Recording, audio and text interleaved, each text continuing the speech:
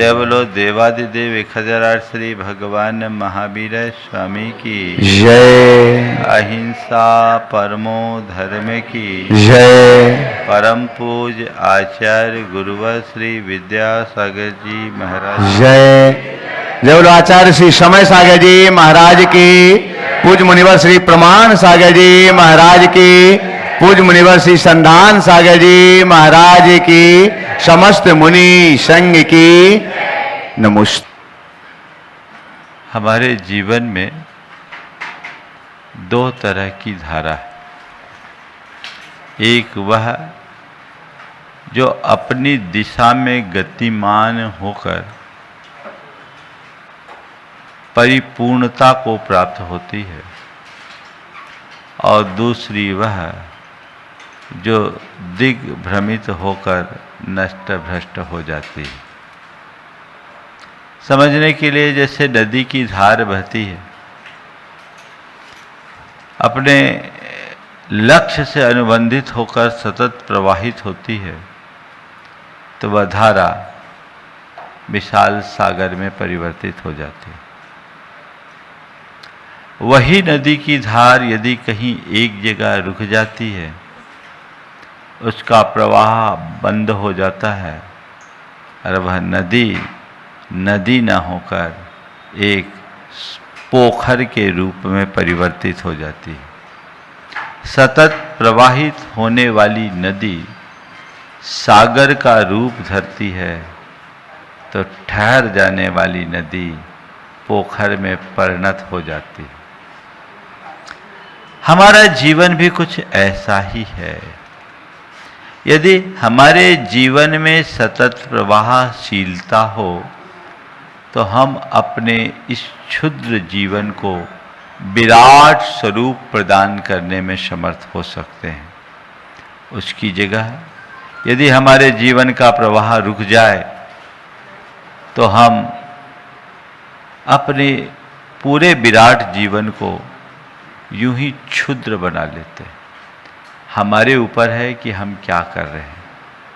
और इसके लिए हमारे यहाँ एक बात कही गई कि मनुष्य को आगे बढ़ना है तो वह कर्मशील बने, उद्यमी बने, उल्लसित रहे, उत्साहित रहे। हम अपने अंदर झांक कर देखें, मेरे अंदर की परिणति क्या है। एक परिणति ये है कि कुछ भी हो, मुझे आगे बढ़कर अपने लक्ष्य को पाना है। और दूसरी परिणति है कि चलो जो हो रहा है होने दो। हम किस परिणति में बोलो? जो आगे बढ़ने के लिए उत्साहित होता है उसको बोलते हैं कर्मठ, और जो ऐसे ही बने रहता है उसको बोलते हैं अकर्मण्य। अकर्मण्य यानी निकम्मापन, निठल्लापन, निष्क्रियता, जीवन में जैसा उत्साह होना चाहिए उसका अभाव। हम देखें हमारी स्थिति क्या है।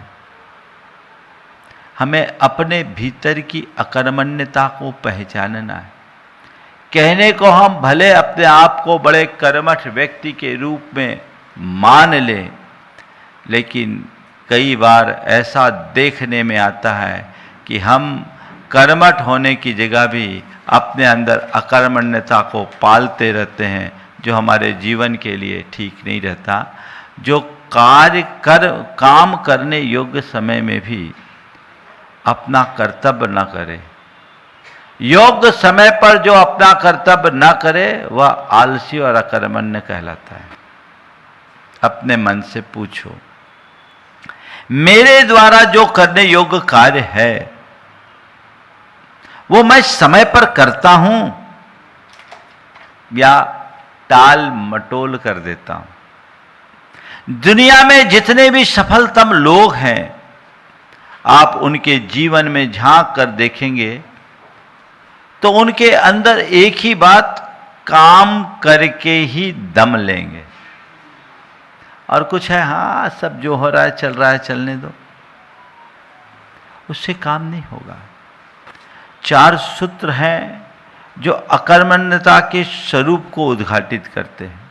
सबसे पहला, अकर्मण्यता का अर्थ केवल शारीरिक आलस्य नहीं, मानसिक निष्क्रियता है। आलसी उसको बोलते हैं जो कुछ करना नहीं चाहता है, बैठा रहता है, निठल्ला रहता है। लेकिन अकर्मण्यता जब हावी होती है तो शारीरिक आलस के साथ मानसिक निष्क्रियता भी बढ़ जाती है। साहब ठीक है, छोड़ दो, चलेगा।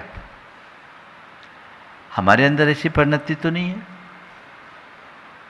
संत कहते जीवन को ऊंचा उठाना है तो अकर्मण्य नहीं, कर्मी योगी बनने का लक्ष्य रखो। यदि तुम चीजों को बस जो जैसा चल रहा है चलने दो, तो तुम अपने जीवन में जो अर्जित करना चाहते हो या जिसके लिए तुम्हारा जन्म हुआ उसे हासिल नहीं कर पाओगे। यदि अपने जीवन के चरम लक्ष्य को प्राप्त करना चाहते हो, जीवन को चरम ऊंचाई तक पहुंचाना चाहते हो, अपने जीवन के मूलभूत उद्देश्य को हासिल करना चाहते हो, तो मन में सतत उत्साह रहना चाहिए काम करके आगे बढ़ने का। दूसरा लक्षण है कर्म के समय तटस्थ रहना, अपनी क्षमता को नकार देना। जो हो रहा है देखते हैं, हम क्या कर सकते हैं, चलो चलने दो। नहीं, जब हम कोई काम करें तो अपनी शक्ति, अपनी क्षमता, अपनी योग्यता को उद्घाटित करे, विकसित करे, उसका भरपूर इस्तेमाल करके अपने लक्ष्य को साकार करने का प्रयत्न करे।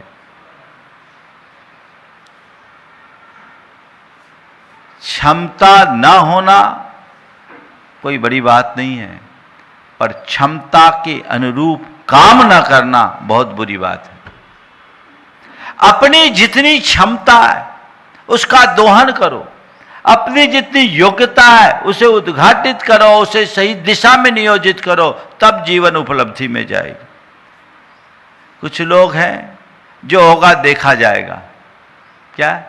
चलो जो होगा देखा जाएगा। ये भी अकर्मण्यता को बढ़ाने वाली बात है। जो होगा देखा जाएगा ये दिमाग से हटाओ। जो मैं चाहता हूं वो मुझे करना है, ये अपने दिमाग में बिठाओ। क्या होगा इसमें चित्त को उलझाने की बजाय क्या करना है इसे मन में बिठाओ। आगे बढ़ोगे। जीवन में जितने भी लोग हैं वो यही करते हैं।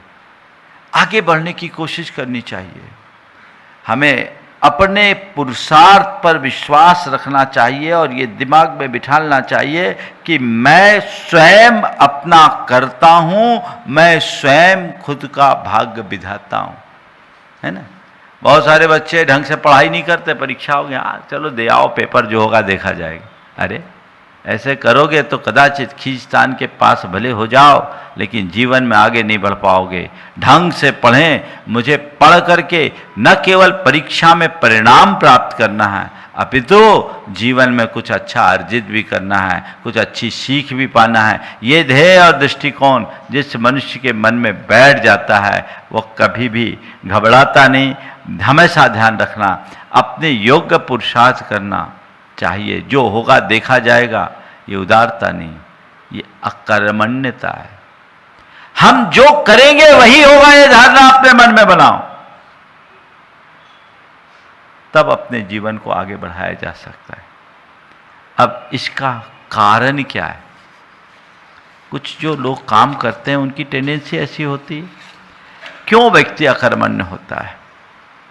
आज लोगों में अकर्मण्यता बढ़ाने के लिए एक ऐसा दर्शन बहुत ज़्यादा प्रचारित होता जा रहा है, वह सब कुछ पहले से तय है, मैं क्या कर सकता हूँ, जिसको आप लोग बोलते हैं नियतवाद का दर्शन।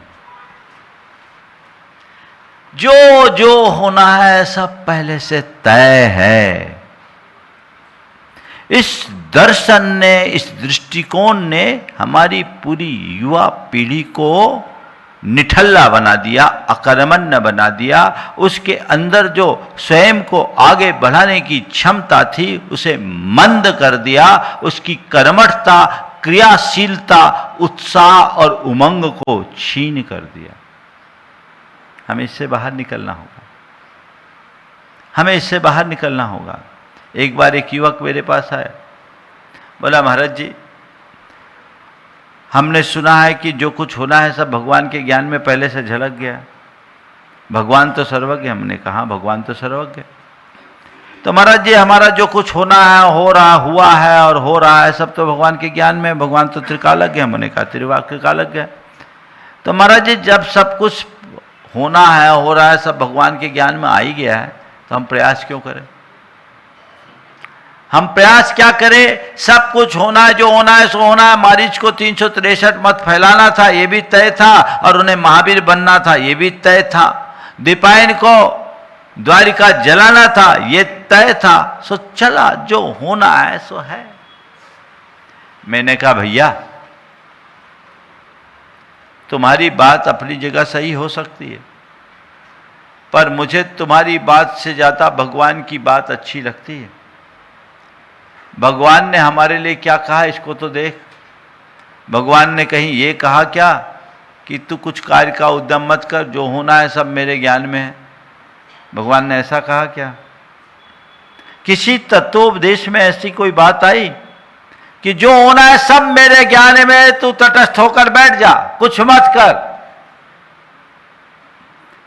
भगवान ने ये कहा कि यदि तुझे अपना कल्याण करना है तो परिवज्जदु सामन्नम यदि इच्छति दुख परिमोक्षम। अगर तू दुखों से मुक्त होना चाहता है तो सामान्य को अंगीकार कर, रत्नत्रय को धारण कर, मोक्ष मार्ग में प्रवृत्त हो, पुरुषार्थी बन, उद्यम कर, आगे बढ़। ये किसका उपदेश है? भगवान का उपदेश। तो भगवान के ज्ञान में क्या है इससे हमें कोई प्रयोजन नहीं, भगवान के उपदेश में क्या है हमारा प्रयोजन तो केवल उससे है, और हमें उसे ही अपना करके चलना चाहिए। भगवान ने कहा कि तुझे आगे बढ़ना है तो अशुभ से हट करके शुभ का आलंबन ले, पर से हट करके निज में रमने का अभ्यास कर, राग भाव को त्याग कर बीत राग भाव में आगे बढ़, आलस को समाप्त करके उत्साह और पुरुषार्थ को जगा। ये है ना? तो ये जो है, जो होना है सब फिक्स है। ये चीजें दिग्भ्रमित करने वाली। एक युवक एक बार मेरे पास आया, उसकी मां इस बात की गाढ़ श्रद्धानी थी कि जो कुछ होना है सब तय, सब भगवान के ज्ञान में। पिता नहीं थे, मां शिक्षिका थी। बेटे को मां की यह प्रवृत्ति पसंद नहीं थी। महीना आया, तनख्वाह आई। तनख्वाह मिलने के बाद मां ने बेटे को महीने भर का राशन पानी लाने के लिए पैसे दिए। वो लड़का सीधे मेरे पास आ गया 250 किलोमीटर दूर, मां को बिना सूचना दिए। मुझे भी नहीं मालूम, 5 दिन से था। ये पुरानी बात है, उस समय मोबाइल नहीं था, 1994 की बात, 90 की बात। वो मेरे पास आ गया, आता जाता था, हमेशा आता जाता था, तो हमने कहा रूटीन में आया गया होगा, कोई बात नहीं। 5 दिन तक उसने घर में कोई सूचना नहीं दी, और घर पूरे लोग बिल्कुल घबरा उठे कि बेटा कहाँ गया, कहाँ गया, कहाँ गया। मालूम पड़ा कि यहाँ है। माँ घबराए हुए आई और आकर के पूछी कि बेटा तू यहाँ क्यों आ गया और कोई सूचना ही नहीं दिया, हम कितने परेशान हो गए। बेटे ने कहा माँ परेशान क्यों हुई, ये सब तो भगवान के ज्ञान में पहले से झलका हुआ। तू परेशान क्यों हुई, ये सब भगवान के ज्ञान में पहले से झलका हुआ था। अगर तेरा इस पर श्रद्धा है तो तुझे रोना नहीं चाहिए था। मैं तो ये देखना चाहती थी कि तू ये बातें केवल शास्त्र की गद्दी में बोलती है या जीवन में भी उतारना चाहती है। यदि जीवन में उतारना चाहती है तो फिर ये दिखना चाहिए ना। ऐसे लोगों के लिए हमारे शास्त्रों में भी वर्णन आया। तोरणमल जी ने मोक्षमार्ग प्रकाशक में एक बड़ी अच्छी बात कही। किसी ने कहा कि जो कुछ होना है सब पहले से तय है, झमेले में क्या कहना, सब जैसे होनहार होगी तो होगा। तो उन्होंने कहा जब तेरा यहू श्रद्धान है तो किछु भी कार्य का उद्यम मत कर, तो खान पान व्यापार आदि में तो उद्यम करे और यहाँ होनहार बतावे हैं। सो जानिए है तेरा साचा श्रद्धा यहाँ है नाही, झूठे मात झूठी माना दिखते बातें बनावे। कह रे भाई तेरा यही श्रद्धान है तो कुछ मत कर। तू खाने पीने में तो उद्यम पर विश्वास करता है, व्यापार में तो उद्यम पर विश्वास करता है, और धर्म के क्षेत्र में आता है तो होनहार का रोना रोता है। तो तू सच्चा धर्मी नहीं है, तेरा कंसेप्ट झूठा है। तू केवल धर्म के आवरण में अपने अभिमान को पुष्ट कर रहा है। मुक्त होइए, इस दर्शन से मुक्त होइए। फिर दूसरा कारण है कर्तृत्व का भाव। अरे मेरे करने से क्या फर्क पड़ेगा? क्या पड़ेगा? जो पड़ेगा वो मेरे से ही पड़ेगा। मेरे करने से क्या फर्क पड़ेगा, ये सोच हमें भटकाती है। धारणा ऐसी होनी चाहिए कि जो होगा मेरे करने से होगा, क्योंकि मेरा उद्धारक केवल और केवल मैं हूं। मैं पर का कर्ता भले नहीं हूं, पर निज का कर्तृत्व तो मेरे साथ है। और पर के कर्तृत्व में भी मेरी बड़ी भूमिका है। मैं पर के लिए निमित्त तो बन सकता हूं, वो प्रेरणा भी बन सकती है। आज बताओ, मैं और मुझ जैसे लोग आज यहां तक आए, ये किसके निमित्त से आए? प्रेरणा कौन बने? परम पूज्य गुरुदेव। अगर गुरुदेव का निमित्त नहीं होता तो हम यहां आते क्या? बोलो तो फिर बोलो, गुरुदेव ने हमारे जीवन को बदला कि नहीं बदला? बदला ना। तो फिर जब गुरुदेव हमारे जीवन को बदल सकते हैं, हमारे जैसे असंख्य लोगों के जीवन को बदल सकते हैं, तो एक व्यक्ति दूसरे व्यक्ति के जीवन को या एक व्यक्ति किसी कार्य को प्रभावित करने में सक्षम जरूर हो सकता है। मेरे करने से क्या फर्क पड़ेगा, यह अवधारणा गलत है। जब मैं कुछ करूंगा तो फर्क नजर आएगा, यह धारणा होनी चाहिए, है ना? फर्क नजर आएगा, यह दृष्टिकोण होना चाहिए। आगे बढ़िएगा तभी कुछ कर पाइएगा। ये भ्रांत अवधारणाएं खत्म होनी चाहिए, ताकि हमारे अंदर क्रियाशीलता आए, हमारे अंदर कर्मठता का भाव आए, हम अपने जीवन को कुछ और बेहतर बना पाए और बेहतर परिणाम दे पाए। तीसरी बात, कई बार भय और असफलता का बोझ मन में हावी हो जाता है। अरे कहीं गलत ना हो जाए, कहीं गलत ना हो जाए, इस भाव से आदमी कोई कदम ही नहीं बढ़ाता। अरे भाई गलत हो जाएगा, सुधारेंगे। एक बार गलत होगा, दोबारा होगा, तिबारा होगा। एक महिला जब रोटी बनाना शुरू करती है तो पहली रोटी उसकी खराब होती कि नहीं होती? और जब रोटी बनाना सीखी तब क्या होता? उसको बेलते समय उसको भारत का नक्शा बन जाए।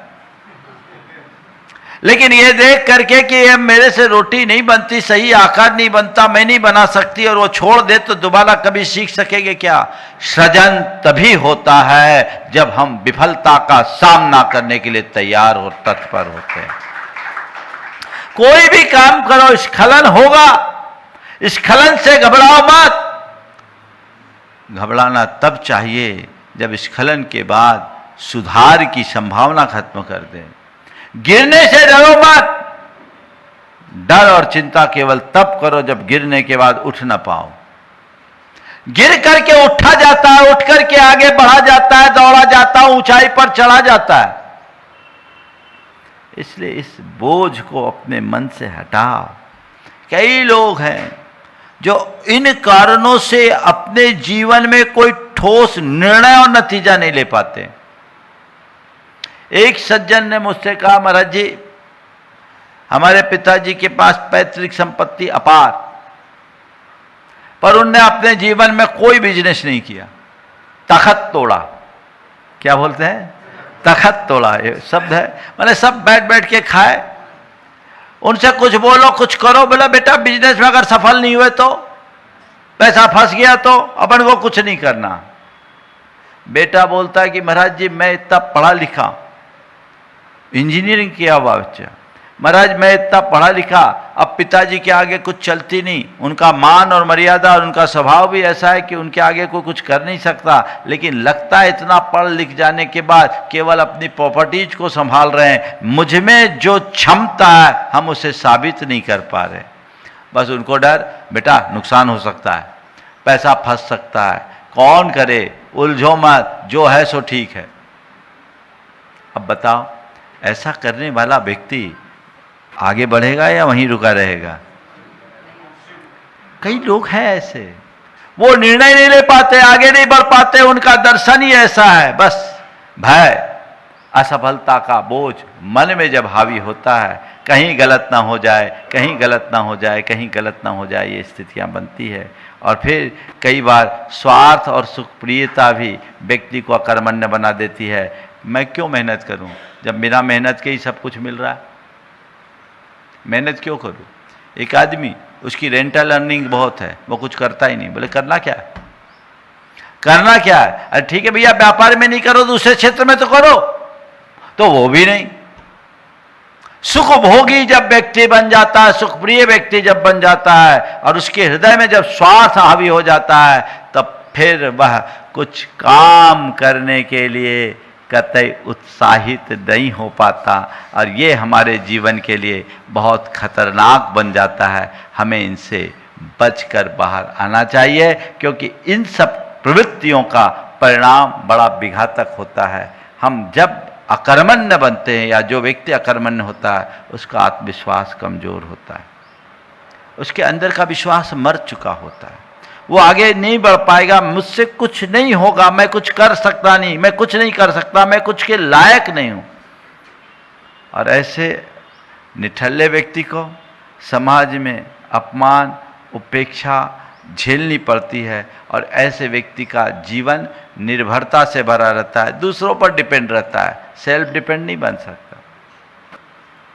तो ऐसा व्यक्ति जो अकर्मण्य होगा, वो समाज में अपमान और उपेक्षा का शिकार होगा, उसका जीवन पर निर्भर बनेगा, वो अपने जीवन को सफल नहीं बना पाएगा। और तीसरी बात, ऐसे व्यक्ति अवसर चूक जाते हैं। अब कर लेंगे कर लेंगे कर लेंगे, क्या होगा? अवसर चूक गया, कुछ नहीं होगा। जीवन क्या कर पाएगा? जीवन सब कुछ नष्ट भ्रष्ट हो जाएगा, कुछ भी नहीं कर पाएगा। ऐसे व्यक्ति के साथ ऐसा ही होता है। एक आदमी नदी के किनारे था, नाव, नदी में पानी का पूर था, नदी के किनारे बैठा था। अब उससे किसी ने बोला, भैया तू नदी के किनारे बैठा है, उस पार क्यों नहीं चला जाता? नाव बना ले, नाव बुला ले या नाव बुला ले। बोले मैं नाव क्यों बुलाऊं, मैं नाव क्यों बनाऊं, समय पर नदी सूखेगी, मुझे रास्ता दे देगी। और वह इस भाव से नदी के किनारे बैठा रह गया, लेकिन नदी सूखी नहीं, बारिश हुई, नदी की बाढ़ आई, वो उसमें बह गया। अब बचा क्या? नदी की बाढ़ में बह गया, उसके हाथ में कुछ नहीं रह पाया। ऐसे ही मनुष्य के साथ कई बार ऐसा प्रसंग आता है, उसके जीवन में अच्छे से अच्छे अवसर आते हैं, लेकिन अपने इस अनुसार अकर्मण्यता के कारण वह उस अवसर का सही उपयोग नहीं कर पाता, बाद में पछताता है। अक्सर अवसर खोने के बाद मन में केवल और केवल पश्चाताप आता है।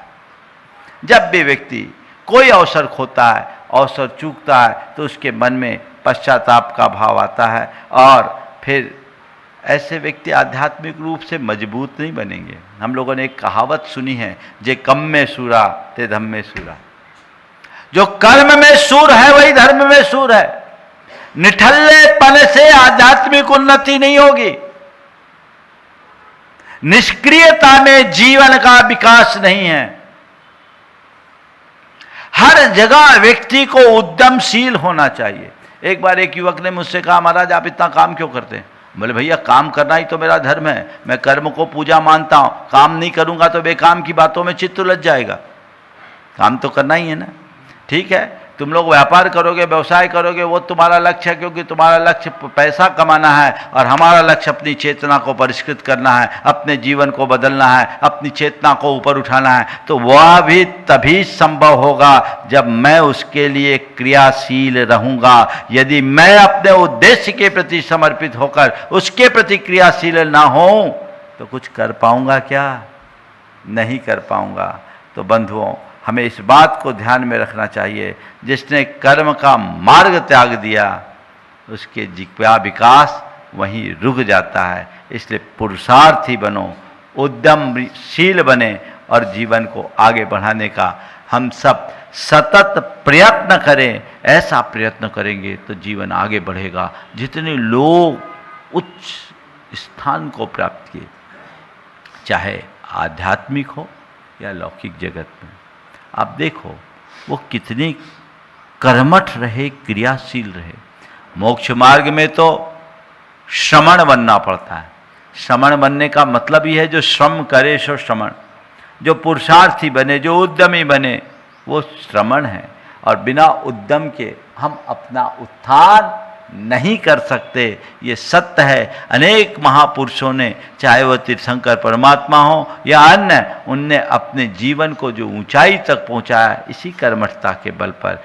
मनुष्य अपने पुरुषार्थ के बल पर साधारण जीवन को भी असाधारण प्रतिष्ठा प्रदान कर सकता है। और लौकिक क्षेत्र में भी ऐसे अनेक उदाहरण मिले जिनने किसी काम को छोटा नहीं समझा, अपने उद्देश्य को अपने सामने रखा और उद्देश्य के प्रति समर्पित होकर जीवन को ऊंचाई तक पहुंचाया। एपीजे अब्दुल कलाम, हम लोगों ने उनके बारे में सुना, जिनने अपने एक मछुआरे के बेटे के रूप में जन्म लेने वाला एक साधारण सा इंसान देश का सर्वोच्च नागरिक बन गया, देश का प्रथम नागरिक बन गया, मिसाइल मैन के नाम पे अपनी पहचान बना लिया। और उसने कहा, सपने वे नहीं जिससे जो नींद में आए, सपना वह है जिससे नींद उड़ जाए। 4 उपाय से आप अपने अकर्मण्यता को समाप्त कर सकते हैं। सबसे पहली बात, आप कर्म के प्रति निष्ठा जगाएं। पहली बात, कर्म के प्रति निष्ठा जगाएं। दूसरी बात, रोज कर्म निष्ठा जगाने वाले आत्म सुझाव अपने मन को दें। तीसरी बात, रोज एक एक छोटा छोटा संकल्प ले कि आज मुझे ये काम करना है। ऐसा काम जिस काम को मैं अक्सर टालता रहा, उस काम को आज मुझे करना है, ये संकल्प ले और करके दिखाएं सक्रियता के साथ। तो कर्म के प्रति निष्ठा, रोज आत्म सुझाव, छोटा छोटा संकल्प और उस संकल्प को पूर्ण करने की सक्रियता, ये चारों बातें जीवन में आत्मसात कर ले तो आपके जीवन में बहुत बड़ा अंतर आ सकता है। वो आपके जीवन को उपलब्धि के नए मुकाम तक पहुंचा सकती है। हमेशा एक बात को ध्यान में रख करके चलना है कि अकर्मण्यता हमारी आत्मा का तिरस्कार है और समय का अपमान। हम अपनी आत्मा का तिरस्कार न करें, समय का अपमान न करें, आत्मा का सत्कार करें, समय का सदुपयोग करने का प्रयास करें। हम ऐसा काम करें जिसमें कर्म का वरण हो और जीवन का स्तवन हो। अपने कर्म को पूजा माने, आगे बढ़ें और अपने कृतित्व को अपने जीवन की साधना बनाएं ताकि अकर्मण्यता से मुक्ति पा सके। छोटा सा भावना योग इस अकर्मण्यता के निवारण के लिए मेरे साथ आप सब करें। आंखें बंद कर ले, सहज आती जाती सांसों का एहसास करें। मन को परम प्रसन्नता से भरकर प्रभु परमात्मा के चरणों में अपनी ओर से कृतज्ञता भरा आभार प्रकट करते हुए नमन वंदन करें। हे प्रभु, आपके चरणों में कोटि कोटि वंदन, कोटि कोटि आभार। हे प्रभु, आपकी कृपा से मुझे जीवन का यह नया दिन मिला। मुझे ऐसी शक्ति दे कि आज के इस दिन को अच्छा दिन बना सकूं। हे प्रभु, मुझ में ऐसी दृष्टि दे कि मैं अपने कर्तव्यों में स्थिर रह सकूं। मुझ में सक्रिय सक्रियता हो, मुझमें सक्रियता हो, अपने कर्म के प्रति निष्ठा हो, अपने कर्म के प्रति निष्ठा हो, मैं अपने कार्यों में उत्साहित रहूं, मैं अपने कार्यों में उत्साहित रहूं, अपने कार्यों को स्वयं संपन्न कर सकूं, अपने कार्यों को स्वयं संपन्न कर सकूं, उन्हें समय पर पूर्ण कर सकूं। उन्हें समय पर पूर्ण कर सकूं। हे प्रभु, हे प्रभु, मैं कर्मनिष्ठ बनूं, मैं कर्मनिष्ठ बनूं, मैं कर्मनिष्ठ बनूं, कर्मनिष्ठ बनूं, मैं कर्तव्यशील बनूं, मैं कर्तव्यशील बनूं, मैं कर्तव्यशील बनूं, मैं कर्तव्यशील बनूं, मुझ में उद्यमशीलता हो, मैं उद्यमशीलता हो, मुझ में उद्यमशीलता हो, मैं उद्यमशीलता हो, और मेरा कर्म ही मेरी पूजा बने, मेरा कर्म ही मेरी पूजा बने, मेरा कर्म ही मेरी पूजा बने। मेरा कर्म ही मेरी पूजा बने। हे प्रभु, हे प्रभु, अपने मन के अपने मन के आलस और अनुत्साहवश आलस और अनुत्साह आलस और अनुत्साह के कारण आलस और अनुत्साह के कारण बीते दिन में मैंने अनेक बार अपने कर्तव्यों से दूरी रखी, उनके प्रति अनुत्साह रखा, अवसरों को टाला, समय का सदुपयोग नहीं किया। इसका मुझे घोर पश्चाताप है। मैं उसकी निंदा करता हूँ और उसका परित्याग करता हूँ। हे प्रभु, हे प्रभु, मैं यह संकल्प करता हूँ मैं ये संकल्प करता कि हूँ मैं मैं कर्मनिष्ठ बनूंगा, कर्मनिष्ठ बनूंगा, मैं मैं कर्मनिष्ठ बनूंगा, कर्मनिष्ठ बनूंगा, मैं मैं कर्मनिष्ठ बनूंगा, कर्मनिष्ठ बनूंगा, मैं कर्मनिष्ठ बनूंगा, कर्मनिष्ठ बनूंगा, अपने कार्यों के प्रति अपने कार्यों के प्रति उत्साहित रहूंगा, अपने कार्यों के प्रति उत्साहित रहूंगा, अपने कार्यों के प्रति उत्साहित रहूंगा, अपने कार्यों के प्रति उत्साहित रहूंगा। मैं अपने कर्म को ही अपना धर्म समझूंगा। मेरा कर्म ही मेरा धर्म है। मेरा कर्म ही मेरा धर्म है। मुझ में आनंद है, मुझ में आनंद है, मुझ में उत्साह है, मुझ में उत्साह है। मैं उद्यमशील हूँ, मैं उद्यमशील हूँ, उद्यमशील हूँ, मैं क्रियाशील हूँ, क्रियाशील हूँ, मैं क्रियाशील हूँ, मैं क्रियाशील हूँ, मैं कर्मनिष्ठ हूँ, मैं कर्मनिष्ठ हूँ, मैं कर्मनिष्ठ हूँ, मैं कर्मनिष्ठ हूँ, मैं ऊर्जावान हूँ, मैं ऊर्जावान हूँ, उद्यमशीलो हम, उद्यमशीलो हम, उद्यमशीलो हम, उद्यमशीलो हम, कर्मशीलो क्रियाशीलो हम, क्रियाशीलो हम, क्रियाशीलो हम, क्रियाशीलो कर्मनिष्ठो हम, कर्मनिष्ठो हम, कर्मनिष्ठो हम, कर्मनिष्ठो हम, ऊर्जावंतो हम, ऊर्जावंतो ऊर्जावन्तोऽहम् ऊर्जावन्तोऽहम् ऊर्जावन्तोऽहम् शुद्धस्वरूपोऽहम् शुद्धस्वरूपोऽहम् शुद्धस्वरूपोऽहम्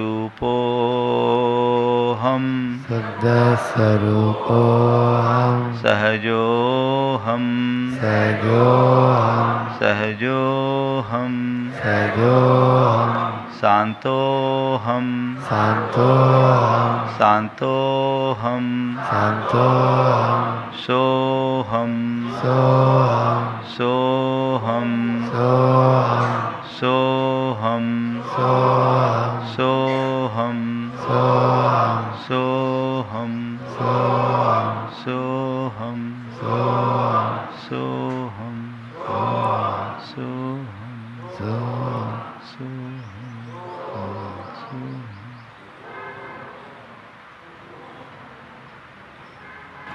सहसांत निश्चेष्ट बैठे अपने आप को अनंत ऊर्जा उमंग और उल्लास से भरा महसूस करें। अपनी कर्म निष्ठा, क्रियाशीलता, उद्यमशीलता को पहचानते हुए स्वयं को ऊर्जा से भरपूर महसूस कर आंखें खोले। गुरु चरणों में नमन अर्पित करें। परम पूज्य आचार्य गुरुवर श्री विद्यासागर जी जय जय जय। पूज्यवर मुनि श्री प्रमाण सागर जी महाराज की, पूज्यवर मुनि श्री संधान सागर जी महाराज की, समस्त मुनि संघ की नमस्ते।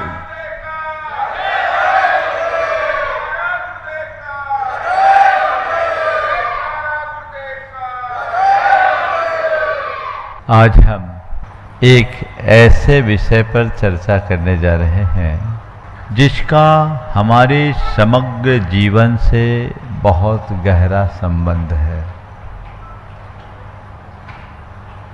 हमें ये बात अच्छे से समझने की आवश्यकता है कि हमारा संपूर्ण जीवन हमारी भावनाओं से नियंत्रित और संचालित होता है और इसे ही साधने की प्रक्रिया का नाम है भावना योग। ये एक ऐसी आत्म साधना है जिसको साध कर हम अपनी भावनाओं को साधते हैं और आत्मा की अनंत विशुद्धि को प्रकट करते हैं। हमारे अंदर असीम शक्तियां हैं जिन्हें हम अपने भावनाओं के बल पर उद्घाटित कर सकते हैं। हम उन्हें जागृत करें, परिमार्जन करें और विशुद्ध बनाएं, यही भावना योग है। भावना योग एक ऐसी प्रक्रिया है जो हमारी आत्मा की शक्तियों को जागृत करती है, परिमार्जित करती है और विशुद्ध बनाती है। बहुत दिनों से आप सब लोग भावना योग से परिचित रहे हैं। कई बार लोगों ने मुझसे भी ये सवाल किया कि महाराज श्री, ये भावना योग आपने सबके बीच क्यों रखा? आज मैं बात यहीं से शुरू करता हूं। बंधु,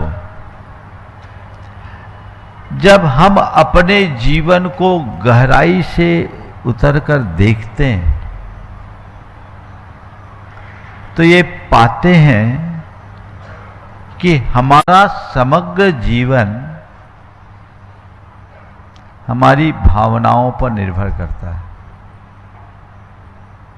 हमारी अंतरंग में अनेक प्रकार के भाव उत्पन्न होते रहते हैं। कभी अच्छे भाव होते हैं, कभी बुरे होते हैं, लेकिन भावनाओं का प्रवाह सतत चलता रहता है। जहां जैसे भाव होते हैं हमारे विचार भी वैसे ही हो जाते हैं,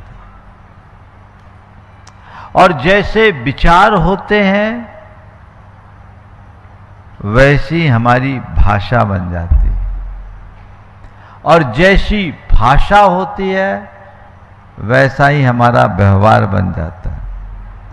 जैसा व्यवहार होता है वैसे हम कर्म को बांधते हैं, और जैसे कर्म बांधते हैं वैसा हमारा भाग्य होता है, और फिर जैसा हमारा भाग्य होता है वैसे ही हमारा भाव बन जाता है। ये एक चक्र है। लोग अपने भाग्य को सुधारना चाहते हैं।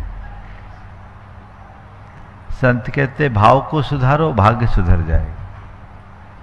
भावना से भाग्य का संबंध है। जैसे भाव वैसे विचार, वैसी वाणी, वैसा व्यवहार, वैसा कर्म और वैसा भाग्य। मेरा भाग्य अच्छा हो तो अच्छे कर्म बंधने चाहिए, अच्छे कर्म बांधने हैं। अच्छा व्यवहार हो, अच्छा व्यवहार रखना है, वाणी पर नियंत्रण रखो, वाणी अच्छी रखनी है, विचार अच्छे रखो, और विचार पवित्र रखने हैं, भावना विशुद्ध बना। ये एक पूरा चक्र है, और इसका एक समग्र विज्ञान है जो हमारे शास्त्रों में निहित है, और हमारे ऋषि मुनियों ने सदियों से इसका अनुसरण किया है। हमारे तीर्थंकर भगवंतों ने अपने उपदेश में ये बात कही, और उनका एक ही संदेश है, अपने भावों को साधो, और भावों को साधना ही भावना योग है। अपने भावों को साधने का मतलब क्या है? अपने भावों के प्रहरी बनना, उन्हें ठीक तरीके से समझना, उन्हें परिमार्जित और परिष्कृत करके उन्हें शुद्ध और विशुद्ध बनाना। भावधारा तो आती और जाती है, ये मनुष्य के साथ चलती है, लेकिन मनुष्य के जीवन का सबसे प्रभावी अगर कोई बल है तो क्या है? कभी समझे? हमारे जीवन की सबसे बड़ी शक्ति क्या? ओम। आप लोग देख पा रहे स्क्रीन पे? मैं आप सबसे कह रहा हूं कि हमारे जीवन में सबसे बड़ा चमत्कार क्या है? हमारी तीक्ष्ण बुद्धि, जो ब्रह्मांड के रहस्यों को भेद ले? कहते नहीं। हमारा शारीरिक बल, जो पर्वतों को फोड़ दे? कहते ये भी नहीं। हमारी सम्मोहक भाषा वाणी, जो सबको अपने से वशीभूत कर ले? कहते ये भी हमारे जीवन का चमत्कार नहीं है। हमारे जीवन का सबसे बड़ा चमत्कार है, वह है हमारे अंदर की भावना, जो एक पत्थर में भी भगवान के दर्शन कराते हैं।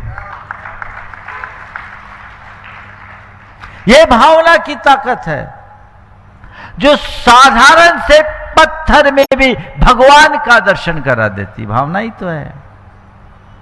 भावना ही है जो पश्चाताप के आंसुओं में बदल करके हमारे जीवन भर के पाप को धो देती है।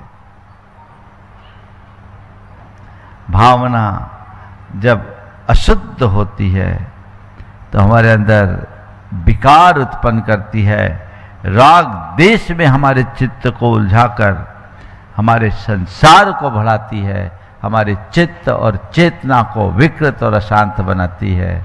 लेकिन वही भावना जब शुद्ध हो जाए तो हमारे जीवन को पवित्र बनाकर, चेतना को विशुद्ध बनाकर हमारे मुक्ति का मार्ग प्रशस्त कर देती है। इसलिए कहा जाता है भावेन होई बंधो भावेन होई मोक्षोत्ति। भाव से ही बंध होता है और भाव से ही मोक्ष मिलता है। भावना एक ऐसी शक्ति है जो आत्म कल्याण का मार्ग भी प्रशस्त कर देती है।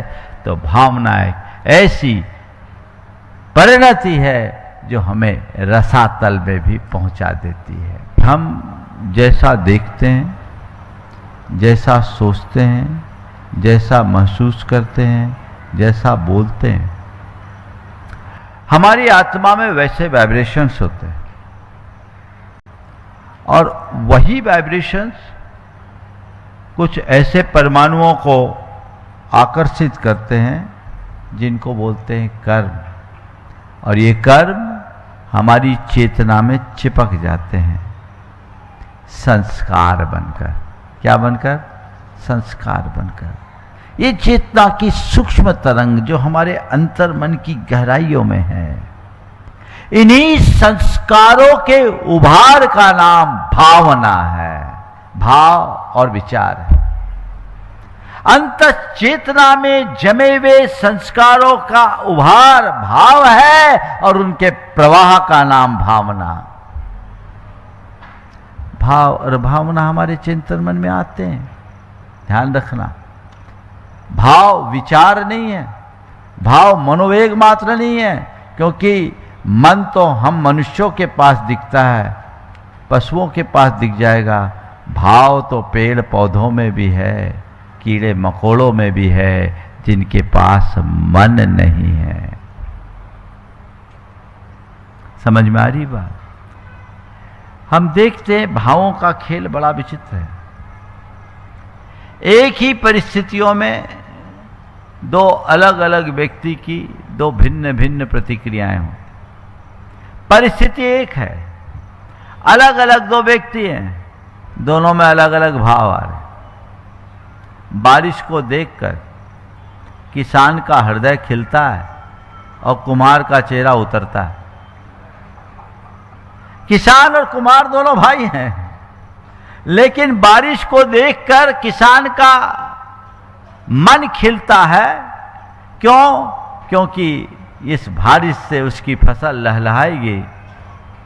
और कुम्हार का मुंह उतर जाएगा क्योंकि मेरा घड़ा बाहर सूख रहा है, सारी मेहनत पानी में चले जाएगी। तो परिस्थितियों के अनुरूप हर किसी की प्रतिक्रियाएं अलग अलग होती है और प्रतिक्रियाएं उसके अंदर होने वाली भावनाओं पर निर्भर करती है। हम जैसे भाव से जुड़ते हैं वैसा होता है। हमारा जीवन बाहर की घटनाओं से उतना प्रभावित नहीं होता जितना कि हमारी आंतरिक भावनाओं से आकार लेता है। बाहर कितनी भी कुछ भी बात घट जाए, यदि हमारे भाव संतुलित है हम पर कोई असर नहीं होगा। और भाव अस्थिर है तो छोटी सी घटना भी हमें भीतर तक हिला देती। तो अपने आप को उन भावों से जोड़ करके चलना चाहिए। ये मान करके चलना चाहिए कि यह भाव हमारे संपूर्ण जीवन, वर्तमान को और भविष्य को एक विशिष्ट आकार देता है। भाव अच्छे रखेंगे, मन शांत, संतुलित और शुद्ध रहेगा। वर्तमान में शांति और निराकुलता हमें हमारे अच्छे भाव दे रहे हैं और अच्छे भाव के परिणाम स्वरूप हमारा भविष्य भी अच्छा होगा, क्योंकि हम अच्छे कर्म का बंध करेंगे और अच्छा कर्म हमारे अच्छे भाग्य को निर्धारित करेगा। बंधु, भावना एक बीज है, एक शक्ति है, एक नन्हा सा बीज जब हम धरती पर बोते हैं विशाल वट वृक्ष का रूप ले लेता है। ओम विशाल वट वृक्ष का रूप लेता है। भावना एक बीज है बीज में वृक्ष होता है। बीज में कुछ समझ में आता है? बीज तो बीज है, लेकिन उस बीज में कितना बड़ा वट वृक्ष छिपा है, कभी हमने सोचा? एक बीज है, उस बीज में वट वृक्ष है। वो कब समय काल पाकर विकसित होता है? भावना भी ऐसा ही एक बीज है जो कालांतर में विशाल वृक्ष का रूप लेता है। अब बीज कैसा है सब कुछ उस पर निर्भर करता है। अगर आप गुलाब बोओगे तो गुलाब खिलेगा, और कैक्टस के बीज बोओगे तो कटीली कैक्टस मिलेगी। हम अपने चेतना में कैसी भावनाओं का बीज बोते हैं, सब कुछ उस पर निर्भर करता है। समझ गए? तो इस भावना को बीज की तरह देखें। भावनाओं को यदि हमने सही दिशा दी तो हमारे कल्याण का आधार यही बनती है, और यदि गलत दिशा में चले गए तो ये हमारा पतन करती है। अशुद्ध भावनाएं हमारे अंदर राग द्वेष मोह, काम क्रोध लोभ मोह और वासना के गंदे भाव उत्पन्न करते हैं, विचार उत्पन्न करते हैं, जो हमारी चेतना का पतन करते हैं, कर्म का बंध कराते हैं। इसके विरुद्ध शुद्ध भावनाएं हमारे मन में करुणा, मैत्री, प्रेम और क्षमता का भाव जगाती है, जो हमारी चेतना को विशुद्ध बनाती है। एक बंधन का मार्ग है, एक मोक्ष का मार्ग है। हमें बंधन से मुक्ति की ओर बढ़ना है तो अपने भाव को बदलने की जरूरत है। भाव बदलने से भाव सुधरता है। जैसा भाव वैसा भाव, इस बात को ध्यान में रखें, की पॉइंट है। इसलिए धर्म की साधना और कुछ नहीं है। हम जितनी धार्मिक क्रियाएं करते हैं वो किस लिए करते हैं? अपने भाव को सुधारने के लिए। लेकिन हम लोगों के साथ एक विचित्रता है, हमारे मन का कुछ खेल भी ऐसा है कि जो क्रियाएं हम करते रहते हैं ना, बाद में वो रूटीन बन जाती, फिर उसमें भाव नहीं जुड़ता, वो केवल क्रिया के रूप में बन जाती है। लेकिन भावना योग करोगे तो हर कार्य भाव सभर होगा, और भाव सभर कार्य से शुद्धि जरूर होती है। यही मुक्ति का आधार बनता है। भावना का शरीर पर प्रभाव पड़ता है। जब हम क्रोध में होते हैं, क्रोध एक भावना है, क्या होता है? ब्लड प्रेशर बढ़ जाता है, हृदय की धड़कन बढ़ जाती है, बाहें तन जाती हैं, आंखें लाल हो जाती है, भ्रुकुटियां तन जाती है, बाहें फड़कने लगते हैं। ये क्या है? भावना का प्रभाव है। लेकिन जब प्रेम से भरते हैं, शरीर में एक अलग प्रकार के आनंद, आरोग्य की अनुभूति होती है, एक अलग उमंग होता है, एक अलग प्रकार की ऊर्जा होती है। प्रेम से भरे व्यक्ति के चेहरे की मुस्कान और क्रोध से भरे व्यक्ति के हृदय का आवेग उसके चेहरे पर दिखता है। ये भावना का हमारे शरीर पर असर है। मन, जब हम नकारात्मक भावनाओं से भरे होते हैं तो मन बड़ा थका थका, उछटा उछटा सा लगता है। मन में एक अलग प्रकार की उद्वेग या उग्रता दिखती है। लेकिन जब हम सकारात्मक भावना से भरे रहते हैं तो मन में एक अलग प्रकार की प्रसन्नता, ऊर्जा और स्फूर्ति दिखाई पड़ती है। सकारात्मक भावना से भरे रहने पर मन में एक अलग प्रकार की ऊर्जा, स्फूर्ति और प्रसन्नता का भाव दिखता है। यह भावना का हमारे मन पर असर। जब भावना अच्छी होती है तो वाणी में मधुरता और मिठास होती है, और भावना खराब होती है तो वाणी में आग और अंगार निकलते हैं। वो चीज़ें वही रह जाती है, वहाँ कुछ नहीं होता। इसी तरह जब भावना हमारे व्यवहार को भी प्रभावित करती है। जब हम अच्छी भावना से भरे रहते हैं तो हमारे अंदर प्रेम, सहयोग, सद्भाव और सौहार्द दिखता है हमारे व्यवहार में। और जब भाव खराब होते हैं तो हमारा व्यवहार उपेक्षापूर्ण, घृणा और तिरस्कारपूर्ण दिखता है, हमारे अंदर संघर्ष जन्म लेने लगता है। और जब भाव अच्छे होते हैं तो एक बात ध्यान रखना, जैन सिद्धांत कहता है प्रत्येक स्थूल कर्म में एक भाव कर्म होता है। भाव कर्म क्या है? हमारा भाव ही भाव कर्म है, सूक्ष्म भाव कर्म, और यही कर्म को आश्रय करता है। तो अच्छे भाव में पुण्य कर्म आता है और बुरे भाव में पाप कर्म आता है। अच्छे कर्म पुण्य का कारण बनता है और बुरी भावना पाप का कारण बनती है। तो प्रत्येक भावना एक बीज है। कोई भी भावना चाहे कितनी भी क्षणिक हो या कितनी भी सूक्ष्म, वो महत्वहीन नहीं है, वो बीज पड़ गई। अब उसमें हमने और खाद पानी डाल दिया तो वो और अधिक पनपेगी, समय पाकर उसका प्रभाव होगा। एक क्षणिक ईर्ष्या की चिंगारी कितने बड़े अनर्थ को उत्पन्न कर देती है। एक क्षणिक क्रोध का आवेग कितना महान अनर्थ करता है, तात्कालिक भी और भावी जीवन के लिए भी। लेकिन इसके विरुद्ध एक करुणा की भावना, एक प्रेम की अभिव्यक्ति, एक सद्भावना की अभिव्यक्ति पूरे वातावरण को बदल देती है। तो अच्छी भावना सकारात्मकता का संचार करती है और बुरी भावना सब कुछ नकारात्मक भर देती, नकारात्मक बना देती है। इसलिए अपनी भावनाओं को जानना, उन्हें समझना, और यही हमारी भावनाओं को जानना, पहचानना और समझना, ये हमारी आत्म जागृति का प्रथम सोपान है और ये हमारी भावना योग का लक्ष्य भी। अब सार क्या है? भावना को समझे, ये हमारी आत्मा की वास्तविक दिशा निर्धारक है। हमारे संपूर्ण जीवन का निर्धारण भावनाओं पर होता है। ये हमारी आत्मा की अंतरतम की पहचान और उसका सच्चा दर्पण है।